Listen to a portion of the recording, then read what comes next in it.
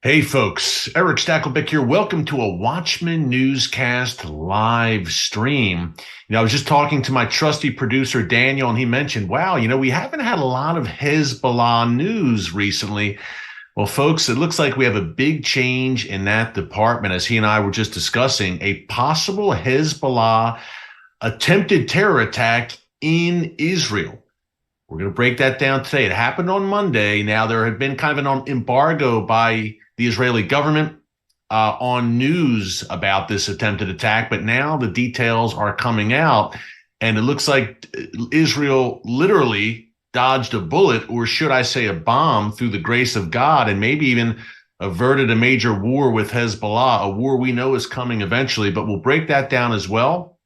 Also, we want to talk about these joint naval drills this week. I believe they're in the Gulf of Oman, between China, Russia, and Iran. 3 of the 4 charter members of what I call the Gathering Storm Coalition, which has gathered really against the free world. Now, China, Russia, and Iran are forging closer and closer ties, as we documented here in the newscast. So this should really come as no surprise to anyone watching, but troubling nonetheless, obviously, for Israel and for any U.S. or Western interests in the Middle East. To see China, Russia, Iran come together, it is a sign of their increasing boldness. And we're going to break that down as well. And the Iran-Russia relationship, one last thing to touch on. We're going to talk about that vis-a-vis the Israel-Ukraine relationship. Now, I interviewed the foreign minister of Israel, Eli Cohen, a few weeks ago here on the newscast. And he said, look, we are, quote, joining forces with Ukraine against Iran. He didn't say anything about Russia. He said against Iran. What do you think, folks? And please leave your comments. We will take your questions at the end during our Q&A session. Is this wise, a wise move by Israel to come closer to Ukraine? What do you think about that? How will Russia react? Is there prophetic implications here? And I've said all along, after I interviewed Eli Cohen, the foreign minister, the brand new foreign minister of Israel, Israel's top diplomat, he's right next to the prime minister there. I said, you know what? This seems to be Israel playing kind of the geopolitical game, in that Russia and the naval drills I just mentioned are another clear sign of this. Russia is drawing closer and closer to Iran. Folks, that is now a formal military alliance. It actually goes beyond just the military, economic, trade, in all spheres. And Israel may be saying to Russia, wait a minute.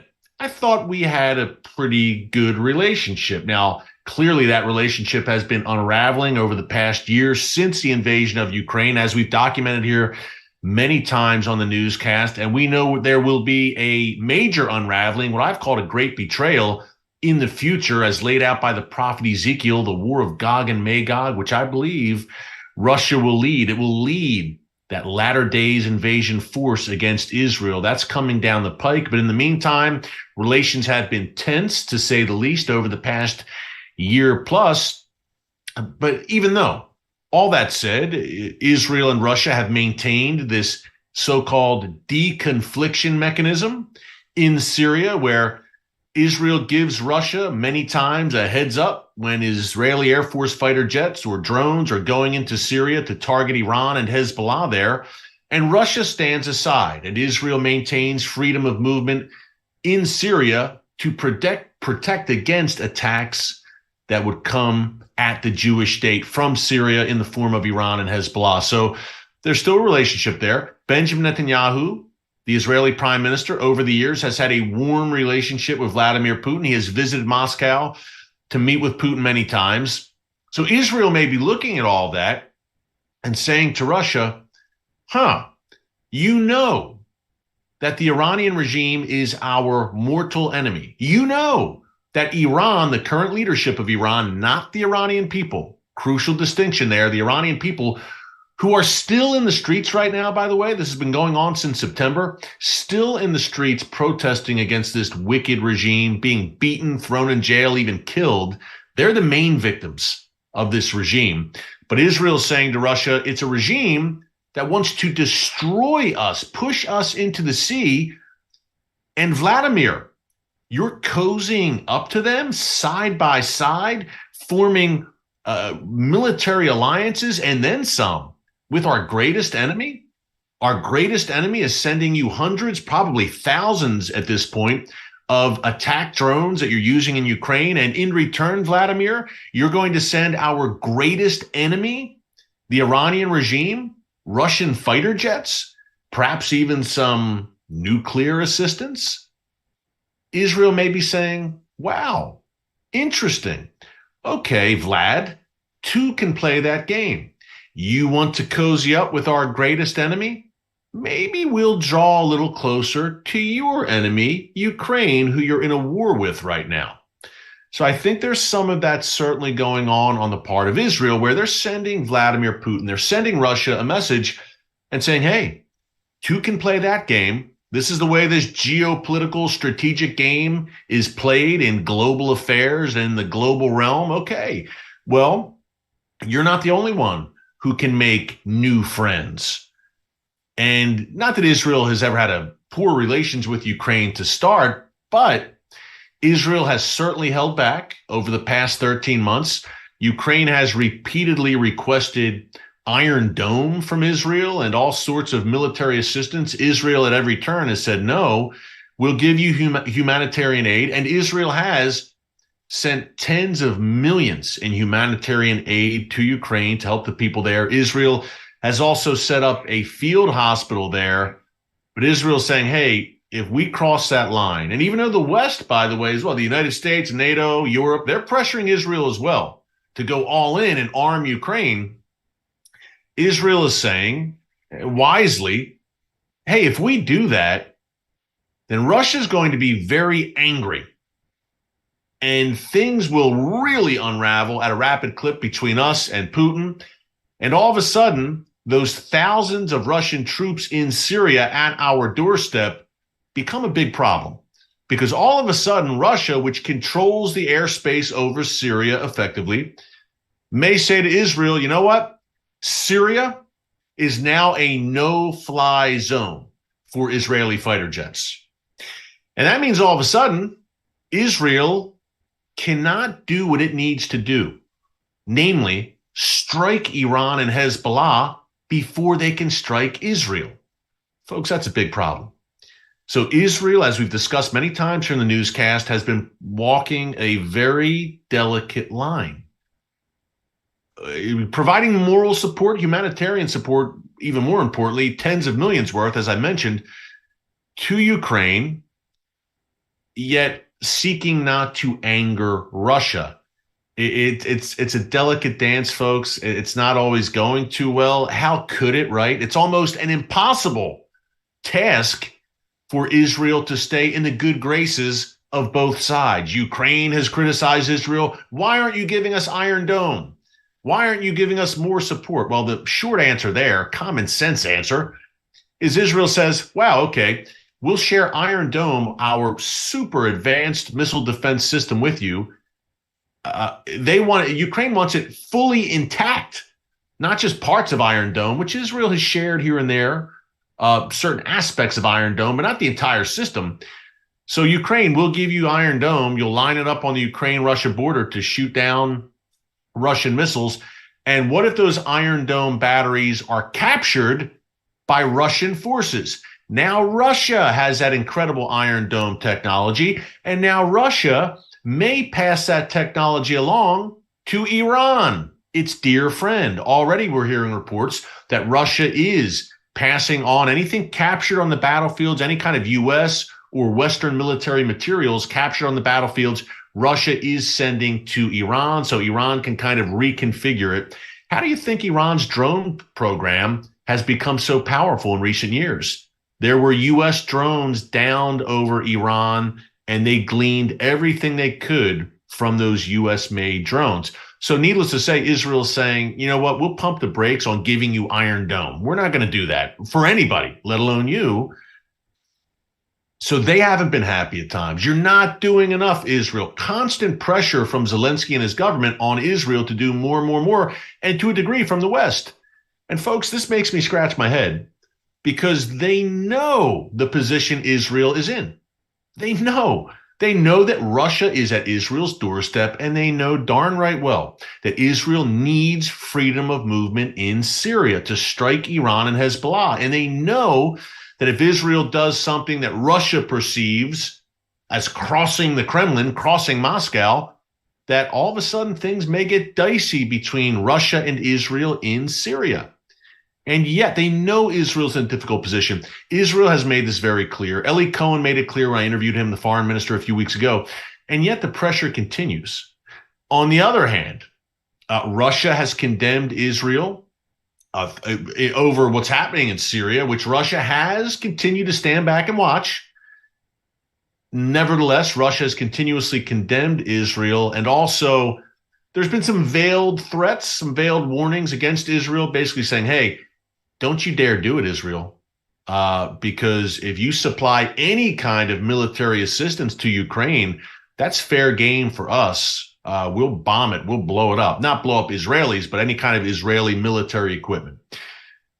And yet, Benjamin Netanyahu, the Israeli prime minister, reportedly met with his defense chiefs this week and discussed maybe increasing aid to Ukraine. Now, what does that aid look like? I don't think it would be massive amounts of offensive military aid. Certainly wouldn't be Iron Dome. We just don't know. But reportedly, it's being at least discussed in the halls of power in Jerusalem. And again, there's clearly moral reasons for this. An illegal, in my view, an illegal invasion of Ukraine. And that's not saying that I'm a cheerleader for the Ukrainian government, which certainly has had plenty of corruption. But two wrongs don't make a right. And what Putin did, to my mind, was evil. To invade Ukraine, it was completely uncalled for. And he's an evil man with evil aims. And sometimes, not sometimes, all the time, here on the Watchman Newscast, we're going to call it how we see it. And there's no gray area here, to my mind. And if we were all about shades of gray here on the newscast, you wouldn't be watching right now, because you come here for the truth. So that's what we want to give you. We've got a mandate from the Lord. You know, we've got this platform, and we got to come through and live up to this platform that God has given us in his goodness, in his grace.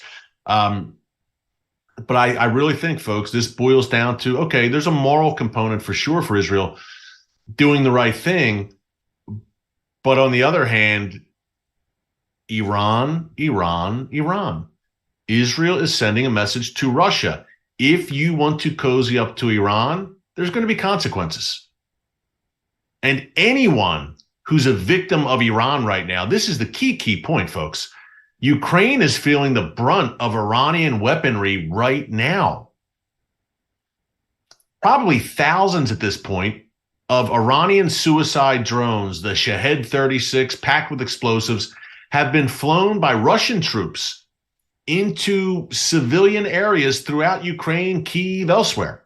People have died at the hands of Iranian drones wielded by Russian forces.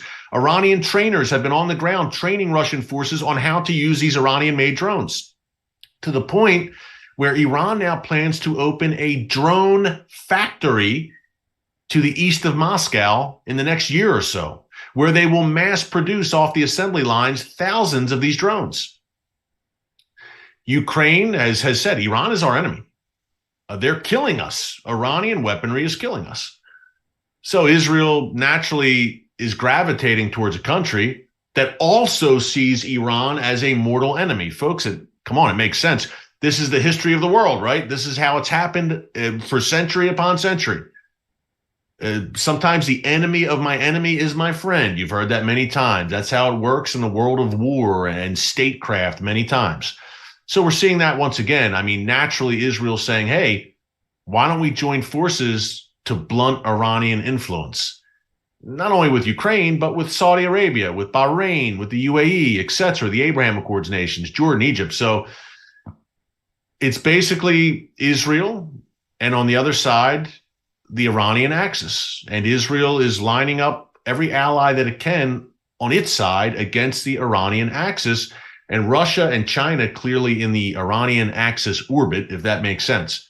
I'm going to take a breath real quick. We've gone for about 20 minutes straight, about 15 minutes straight here, and I haven't even said hi to you guys. Pardon me for the shaky laptops. I just scrolled down. We will have thousands before we're done. I apologize. I was so darn busy today, folks. I didn't really get to promote the live stream like we usually would, and get the word out there for y'all.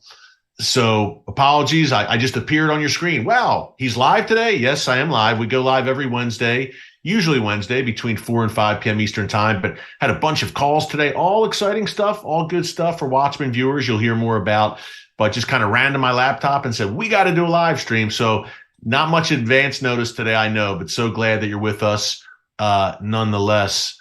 We've got so much to talk about. Hello to everyone joining from around the world. This is great. And after I wrap up here, I will be speaking at a large church as well to some dear friends. So a busy day of speaking and calls. But you know what? Better to be busy than not busy. Would everyone out there agree? I mean, for me, man, the way I'm wired, I want to be busy. I want to be doing stuff for the Lord, not just busy for busyness sake, but for the Lord for such a time as this. Hey, time's short. We'll talk a bit more about the Iran. Well, you know, we hit that pretty well, right? The Israel, Ukraine, Russia, Iran dynamic. But we want to talk about the Saudi-Iran deal. Now, you saw me and my good friend Amir Sarfati of Behold Israel discuss that on the newscast 2 days ago. Folks, if you miss that, in fact, if you miss any Watchman newscasts, just go to our archives, the homepage here, under newscast. There you have it. And you really will like, I think, Amir's insights. He made some great points I'll get into in a second. But while you are there, if you haven't yet, and if you're here, I assume that you probably are, but if you're not a subscriber, shame on you. Just kidding, just kidding. If you could subscribe, we'd love it. We'd love you to be here every day as a watchman, watchwoman on the wall for such a time as this. And we call out trolls like Khalid Mohammed. I see him right there. We can block him. Bye, Khalid. It wasn't nice knowing you. We have great viewers here. I'm just looking at our chat here on the side of the laptop. We have great viewers here, great people on the chat, and they don't deserve to be trolled. So, because we're having a great give and take here and a great conversation. So we want to definitely look out for that for you. I just glanced out of the corner of my eye and I saw that. See you, Khalid. Anyway, subscribe would be awesome to have you join us every day here. And follow us on Instagram as well. We're now really sharing some exclusive content there, folks, and building up what we're doing on Instagram. That's Erick.Stakelbeck, ERICK.STAKELBECK. Say that fast 5 times. I challenge you. There's a reason people call me Stacks with a last name like that, my lifelong nickname, right? Okay, let's get back into it, but just want to encourage you to subscribe. Check us out, Instagram, Facebook, Twitter. We're all there across social media. Hey, let's break down. We want to get into Saudi, Iran, but real quick, let's break down this drill. And again, reminder, questions at the end. Q&A session, questions at the end. Send them along. So we'll have some good stuff to discuss there. Okay, here we go. From the AP, naval forces from China, Iran, and Russia, countries at odds with the United States, are staging joint drills in the Gulf of Oman this week, China's defense ministry said on Tuesday. Other countries are also taking part in this, quote, Security Bond 2023 exercises. Iran, Pakistan, Oman, and the UAE all have coastline along the water body where this will all be taking place. The exercise will help deepen practical, this is diplomat speak. The exercise will help deepen practical cooperation between the participating countries' navies and inject positive energy into regional peace and stability. When I think of positive energy and regional peace and stability, the first countries I think of are China, Russia, and Iran. Or not. Let's see. U.S. National Security Council spokesperson John Kirby, working for the Biden administration, said Wednesday that the White House was not concerned by the joint training exercise. I'm shocked. Of course they're not concerned. The gathering storm is gathering, China, Russia, and Iran together, and it's okay. It's going to be okay. Move along. Nothing to see here. Kirby said the U.S. and other nations conduct training exercises all the time. And this won't be the first time that Russia and China have trained together. Yes, we do conduct training exercises. We just On yesterday's newscast, again, check out the archives if you missed it, we described how right now Israel and the U.S. Fighter jets joint Air Force drill in Nevada right now. So, yeah, we do it all the time with our allies. But I would think that Iran, China, Russia aren't happy about that. And we shouldn't just play it off like we're not concerned when probably our three greatest adversaries in the world are getting together and training together in the most strategic region in the world, the Middle East. And we're not concerned about that. We don't have to telegraph and say, oh my gosh, we're so worried. But come on, let's not be so cavalier about it.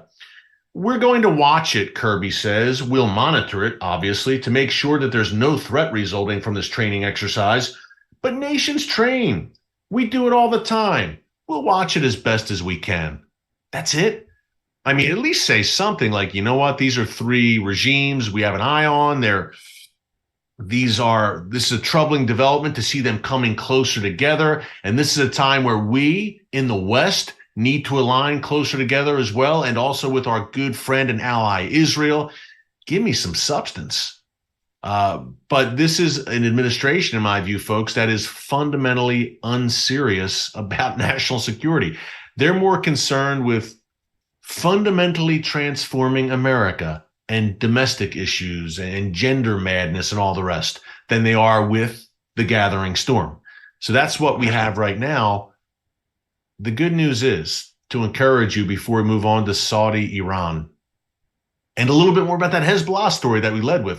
There's some direct news quotes and stories I want to read from about that.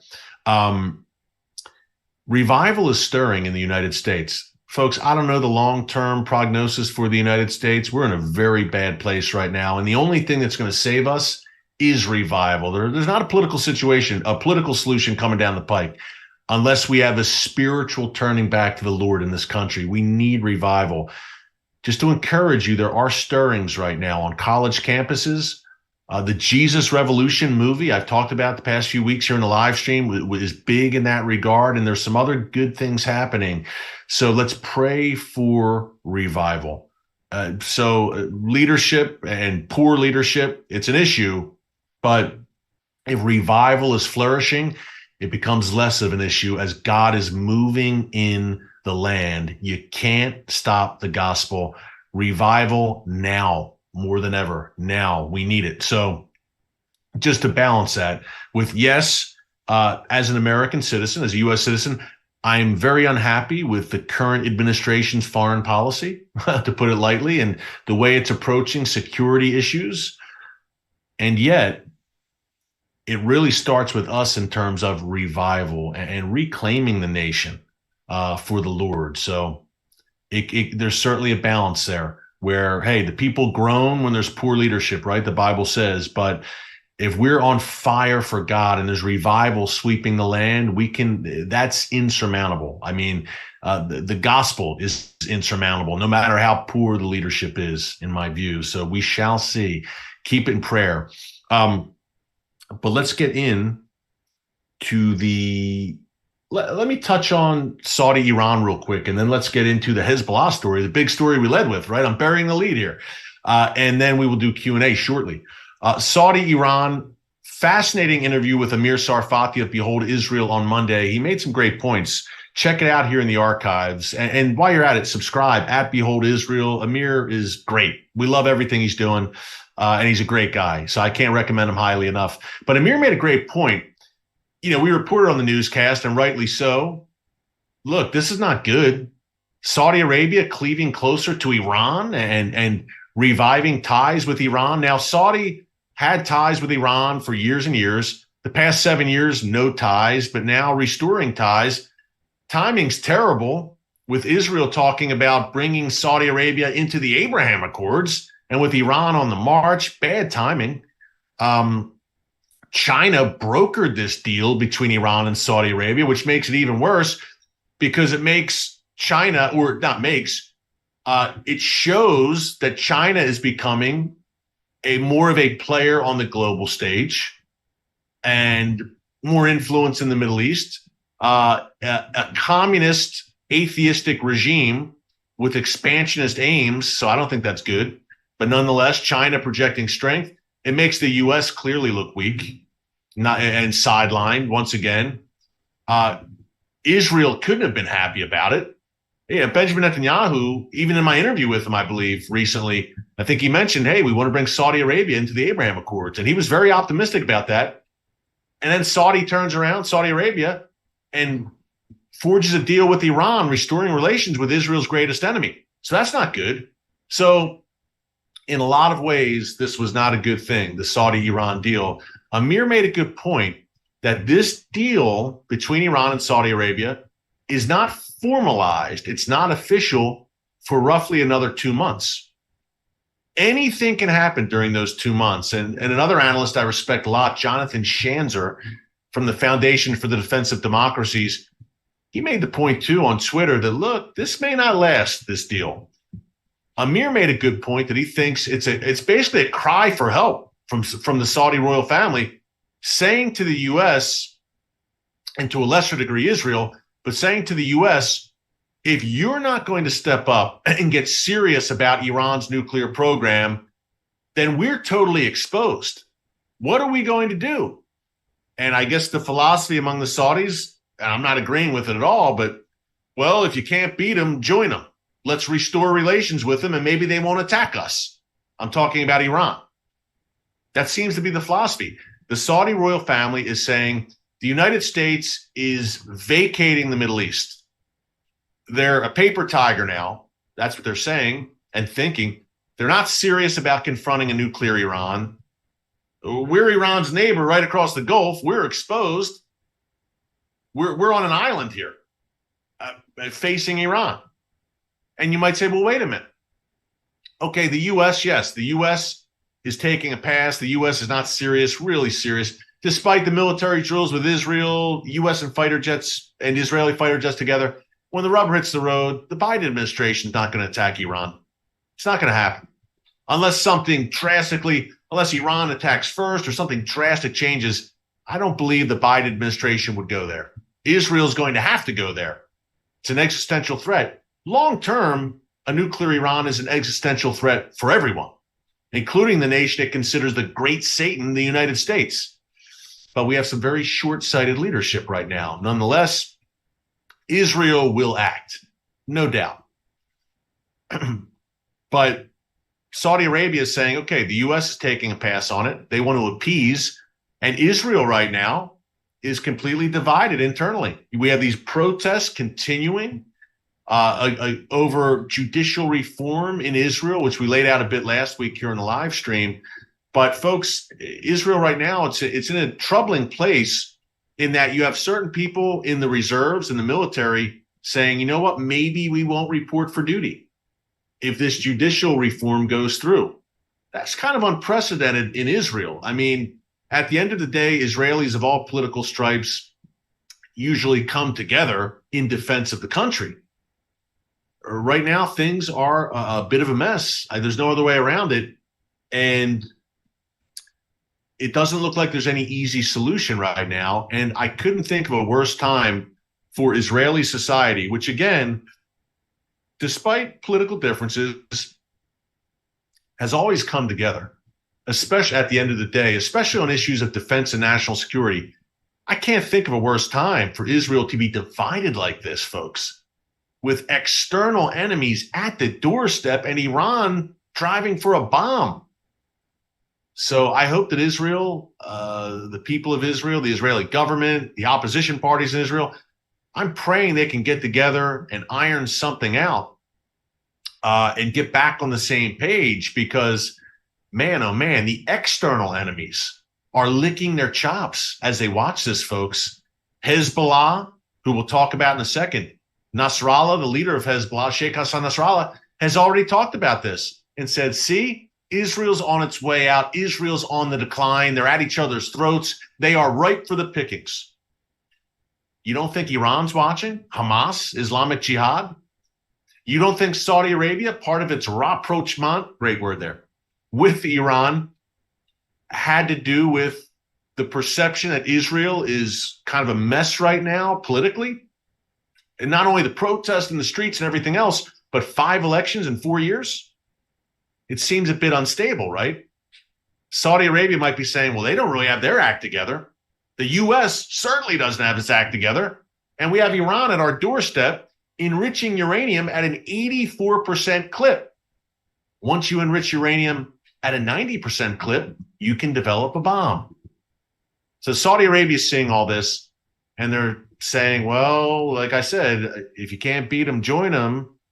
Not saying Saudi would join Iran in Iran's illicit activities. That's not what I'm saying. But Saudi Arabia perhaps would feel maybe immune from further Iranian attacks, protected perhaps. In 2019, Iran launched a hybrid attack of drones and ballistic missiles at the Saudi Aramco oil facility. The Houthis, directed and armed by Iran, have attacked Saudi Arabia frequently over the years. We've talked about that many times on the newscast. Does Saudi Arabia think it's going to now have immunity from Iran and its axis?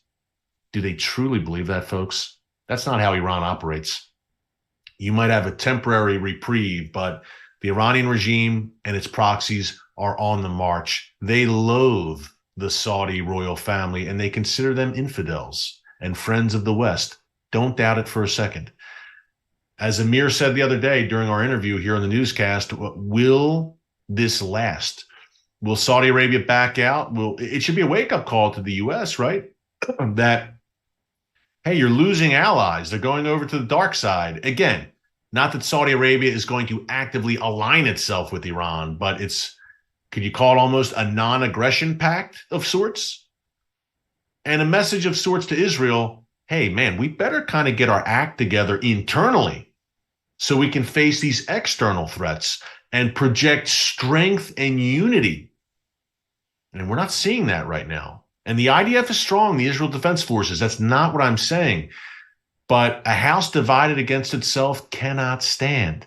Words that were uttered in the land of Israel by the Messiah, the Lord Jesus. So a tough time, a dangerous time, which brings us to Hezbollah. And I want to read directly about what's going on here, or what went on Monday. Here we go. I'm pulling it up from the Times of Israel.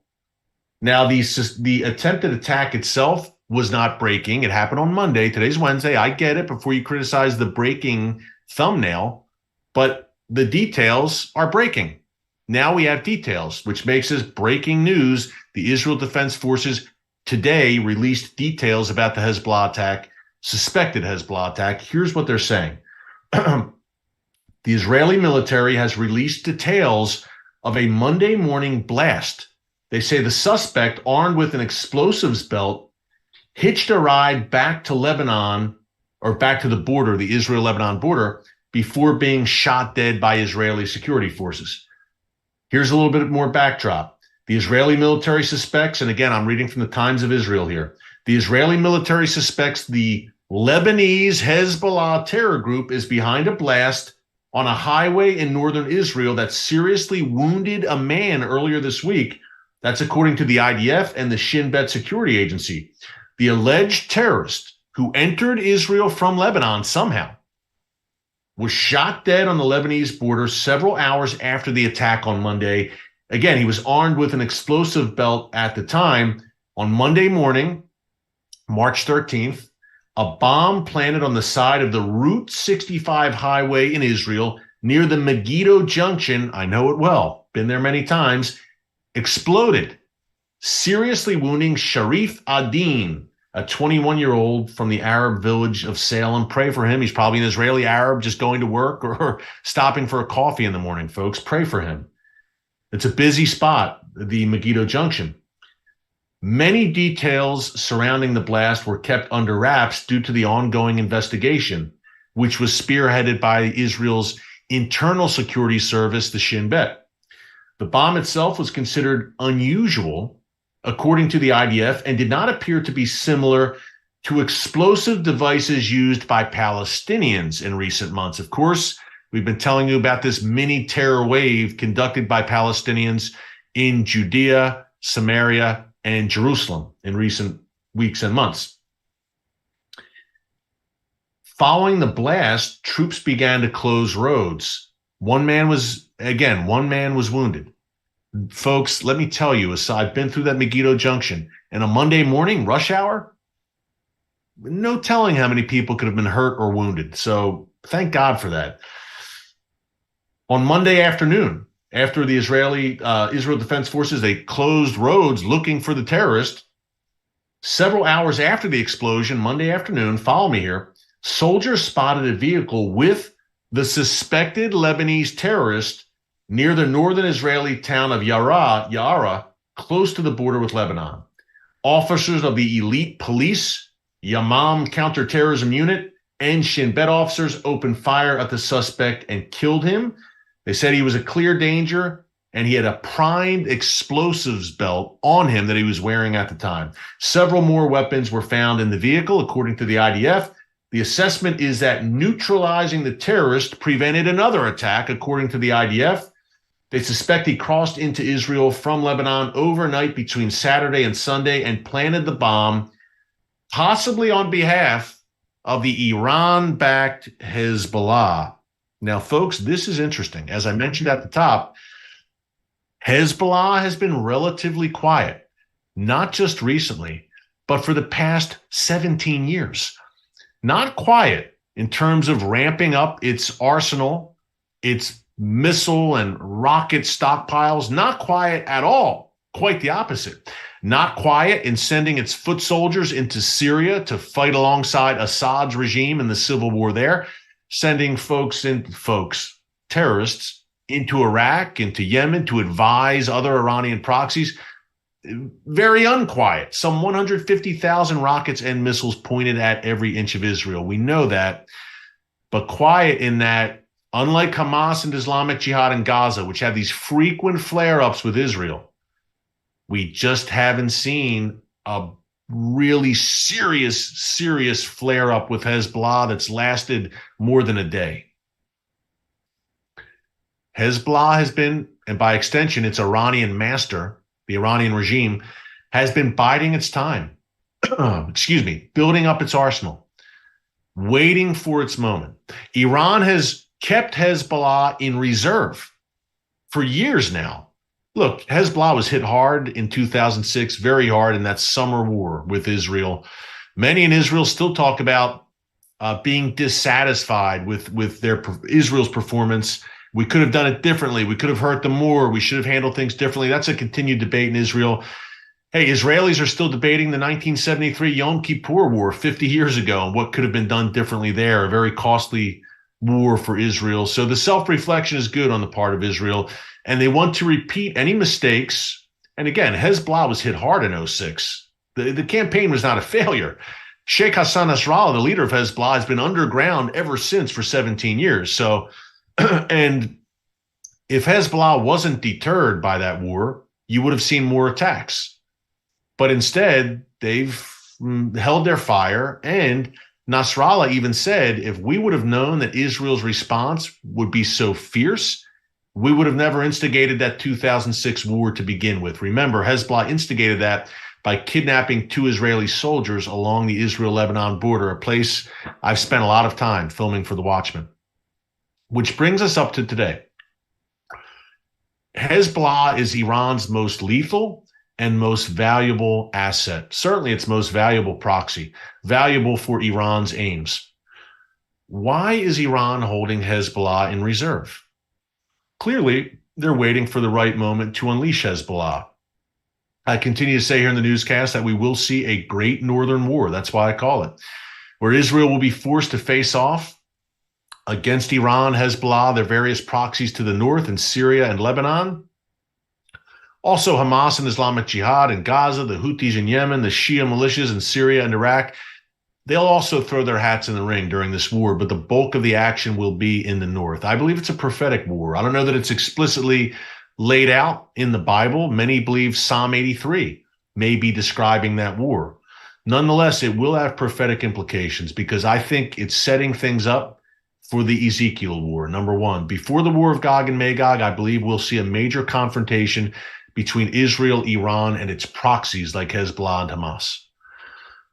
Does this come out of this war? Is it a result of an Israeli strike on Iran's nuclear facilities? Perhaps. Perhaps that's the trigger. and Iran and the proxies respond. Perhaps that's the trigger. Makes perfect sense.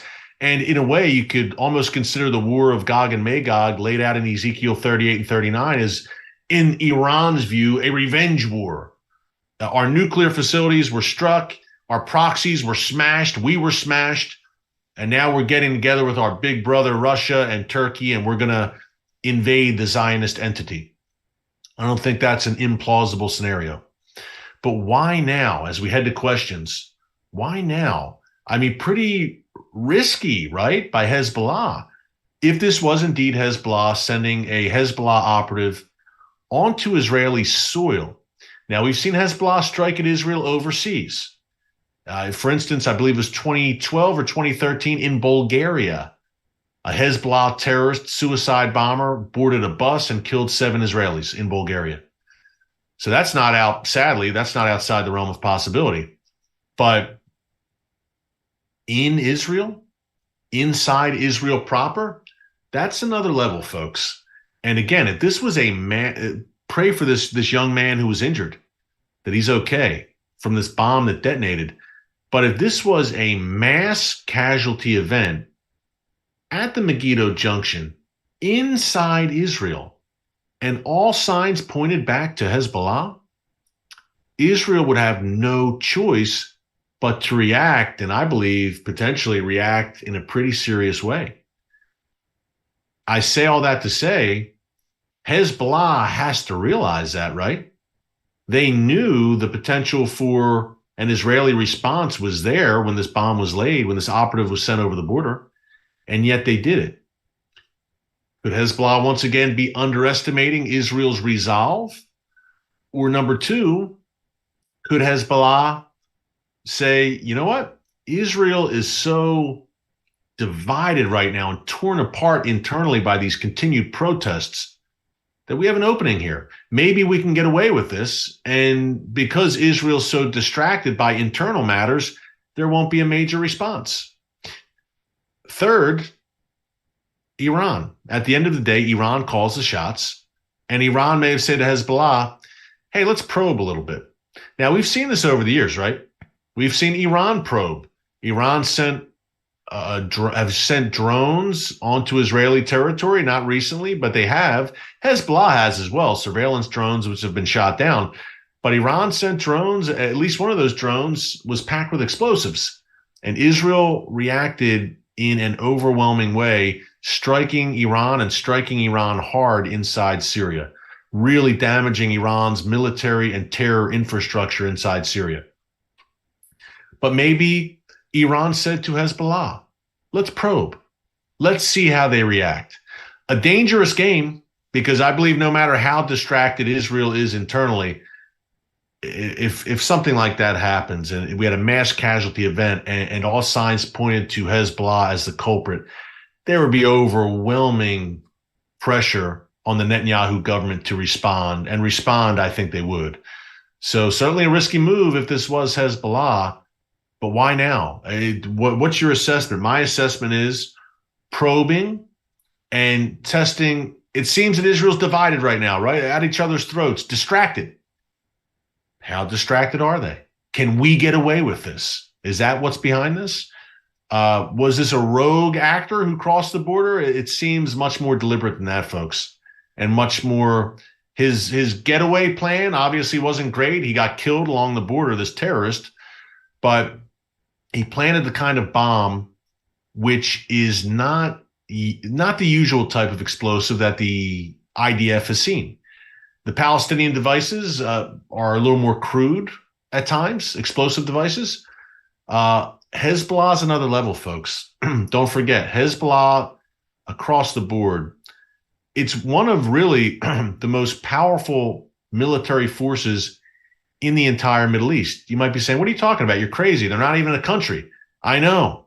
They're not even a nation state, but they're almost a nation within a nation. They control southern Lebanon with an iron fist. And key point here, folks, they have the backing of a nation state, the full backing and support and funding from Iran. That makes Hezbollah the world's most dangerous terrorist organization. And to my mind, the most dangerous terrorist organization, quite possibly, that we've ever seen. Why? That massive state backing from Iran, which is a regional powerhouse. And secondly, that rocket and missile arsenal, which most likely now includes at least some precision-guided missiles, which are another level of a threat. And that's one of the reasons Israel has struck so many times in Syria, taking out those PGMs, those precision-guided missiles. Also, Hezbollah has 30, 40,000 trained foot soldiers, including some reserves, battle-hardened, battle-tested in Syria and beyond. This is not just a terror group, which is bad enough. This is a terrorist army. This is a terrorist militia, a terrorist army.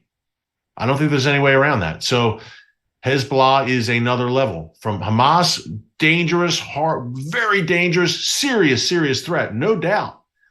But Hezbollah is another level. And the Israeli military will tell you that. The threat to the north is another level. So this is a dangerous moment. And if this was indeed Hezbollah, the IDF is pretty much saying, it looks like it was Hezbollah. The guy infiltrated from southern Lebanon. How did he cross the border? I think is the big question right now. And I'm sure more details will come out about that. But let's get to the questions. We've discussed a lot today. Hey, it looks like the troll is gone. That's good. I hope you guys and gals don't mind me calling out that troll, because, hey, you guys are here and you're investing your time. You're investing a full hour with us. You're trying to get information here. And you're trying to have a good give and take, and you're with fellow brothers and sisters in Christ, building each other up and getting information that you can share. And you have this guy on here mocking you and harassing you. I'm not going to have it. Not on my channel. Not on this channel. No way. You guys deserve better than that. Our loyal viewers deserve better than that. It's crazy. We're not having that. And we've got, let's see, thousands with us right now from around the world. So don't worry, folks. I got you back. I got you back. Okay, let's see the questions here. Here we go. Melissa Resnick asks a very good question. Question for Eric. We know tensions are increasing as we get closer to Ramadan. We've seen small fighting engagements in the past. Do you expect a larger fight this year during Ramadan with increased threats? Melissa, great question. Ramadan's right around the corner. I believe it starts next week. Let me just look that up real quick. Bear with me. It coincides this year with Passover, which starts, is it April 5th? I believe, April 5th. Easter is April 9th. Ramadan 2023 runs from next Wednesday, March 22nd, until the 20th of April. Hey, folks, there's no way around it. Over the years, during Ramadan, during the Muslim holy month, we've seen an uptick many times in terrorism. That's true. I mean, that's beyond dispute, especially against Israel. So am I concerned, Melissa? Yes, I am. I'm very concerned that the likes of Hamas will use this as a pretext to launch attacks against Israel, and Friday prayers during Ramadan on the Temple Mount will probably be pretty intense, with a lot of people coming, pilgrims going to the Temple Mount, even from around the Palestinian territories. So it could be an intense situation. And you could just see Hamas and other radicals looking for an opening or an opportunity to say, Israel is defiling the Temple Mount. They're defiling the Al-Aqsa Mosque. They're blocking worshipers during Ramadan. And all of a sudden you have hand-to-hand combat, and you have rockets launched out of Gaza. Hand-to-hand combat on the Temple Mount with Israeli police being attacked by Hamas operatives, and rockets launched out of Gaza. So, Melissa, you make a great point. I mean, this is something we're watching very closely. Sadly, we have to. And again, it coincides this year with Passover and Easter. So it's going to be a very interesting time for sure. And we've had this mini terror wave over the past few weeks. Let's see. Let's see here.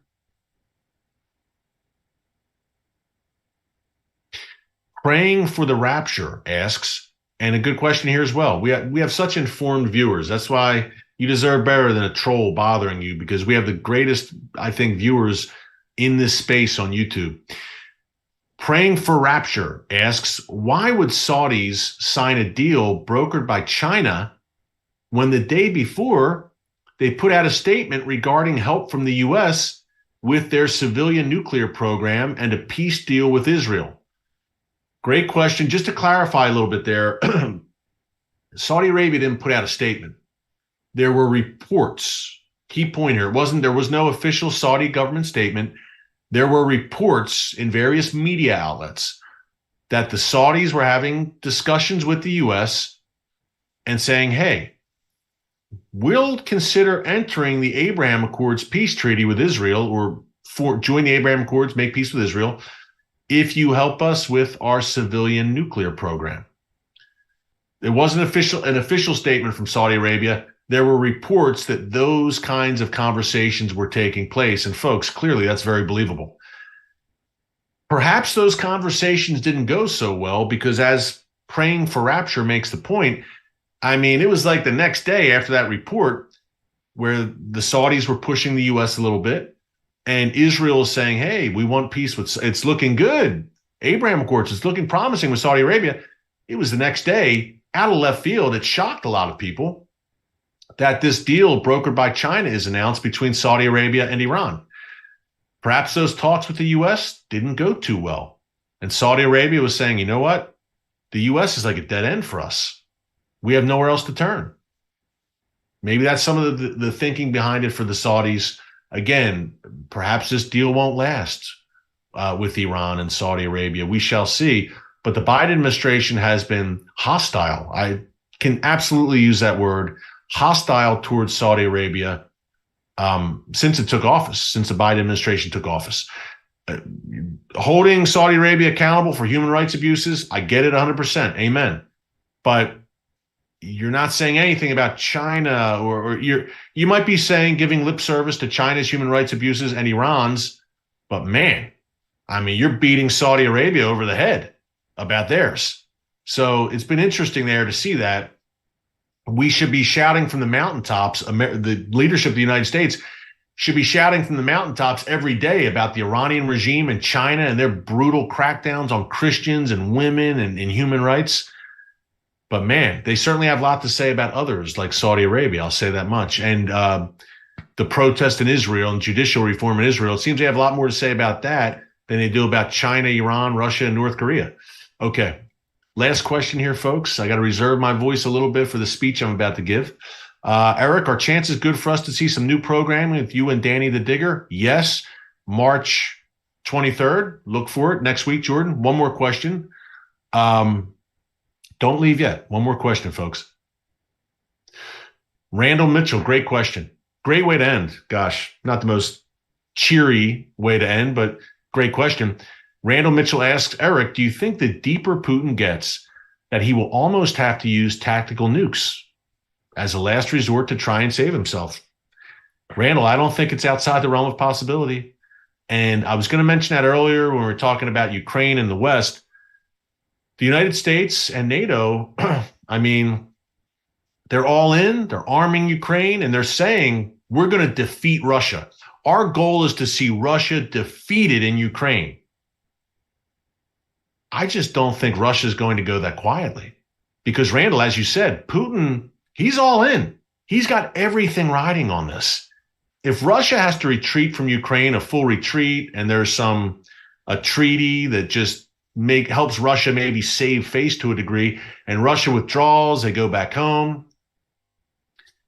Do you think Putin survives that? Not only will he not survive politically, I highly doubt he may not survive in the physical. He may be taken out. I think he's very aware of that. So to Randall's point, to survive, not only politically, but just really survive, he's going to throw everything but the kitchen sink. If the rubber hits the road and it looks like Russia's really, wow, this is not going well, we're going to lose this thing, he's going to go all in to save face and try and salvage it. It has not gone well the past 13 months. It has not been what he expected, clearly. So I think things will get worse. And I don't want to close like this, but let's be honest, it's going to get worse before it gets better. And back to Western leaders who are playing a game. I don't want to say it's not a game, but I think they're underestimating Putin. And they're saying, we're going to defeat him. We're going to defeat Russia in Ukraine. Okay. It's not going to be that easy. It's not that easy. That's a simplistic way to look at it. Oh, Russia's just going to be defeated in Ukraine and that's it. It's over. It's not going to go like Russia leaving Afghanistan at the end of the 1980s, at the end of the Cold War. It's not going to go like that this time, folks. Ukraine is Russia's neighbor. Russia, there's so much invested in it. It's a different time, a different place, and Putin's in a different position. He can't weather that storm to lose in Ukraine, and he won't give the West that victory.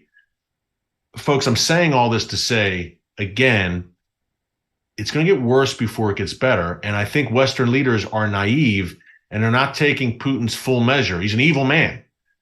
And the full measure in terms of this guy knows he may not survive if Russia loses this thing. So wouldn't you think he'd go all in rather than just kind of turn tail and run?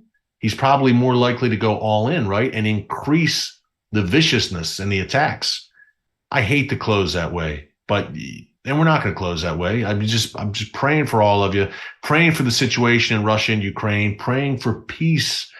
And there won't be true peace until the Prince of Peace returns. And we know that. But in the meantime, we can pray for God's peace, that it reigns across this chaotic and fallen world right now. We need it so badly. We don't have it right now. And again, we won't. We won't have true peace until the Prince of Peace sets his foot once again on the Mount of Olives. And his name is Jesus, Yeshua. But in the meantime, folks, keep all of this in your prayers. Be encouraged. God sits on the throne. He's in control. We live in perilous times, but these are also Bible times. And we are so glad you're here with us at the Watchman, shoulder to shoulder, walking through these crazy days together. Thanks so much for joining us here today on the Watchman live stream. Until tomorrow's newscast, God bless you. And remember, never hold your peace. Hey everyone, thanks for checking out the Watchman Newscast. Make sure you hit the subscribe button so you never miss an upload, and tap the bell icon so you're notified every time a new video is posted. And don't forget to share your thoughts, insights, and comments below. Thanks for watching. We'll see you back here tomorrow.